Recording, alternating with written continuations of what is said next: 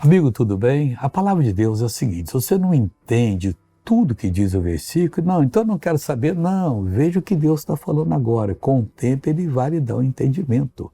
Por exemplo, Romanos capítulo 7, versículo 13, Paulo fala aqui muita coisa profunda.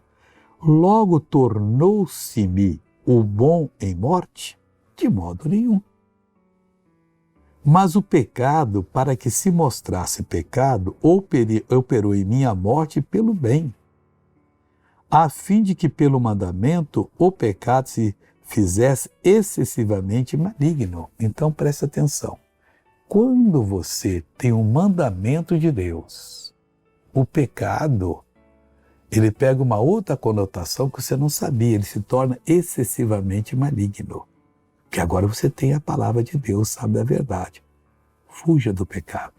Não aceite pecado na sua vida de forma alguma e você será bem-sucedido. Veja um bem-sucedido contar a sua bênção. Ela tem problema de coração, tava inchado aí, ó. Tudo inchado eu tava hoje. E agora? Graças a Deus, olha, tô tudo... Aí, pessoal, Jesus desinchou a mulher. Barriga assim, ó. É problema de coração? É problema de coração. E que o senhor andava agarrado nela ou andava sozinho? Eu tava agarrado nela. Então anda sozinha agora aqui.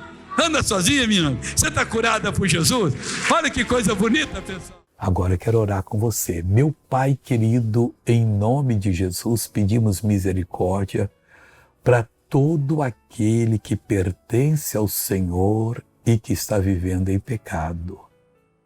Porque, Pai, o pecado para o salvo tornou-se excessivamente maligno, que é a natureza dele.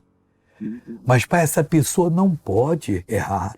Ela está dizendo, misericórdia, eu não vou errar mais, pois eu amarro todo o mal dessa vida e digo, mal, vai embora, saia com a sua doença, sua dor, seu problema, em nome de Jesus. Seja confortado pelo Espírito de Deus. Amém.